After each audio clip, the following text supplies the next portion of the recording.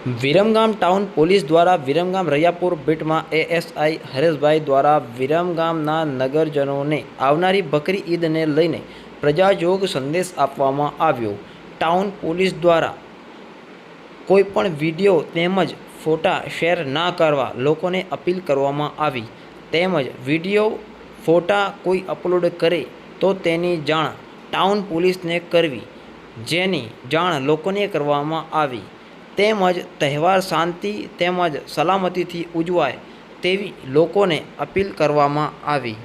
Faisal Vora, western metro news, Viramgam.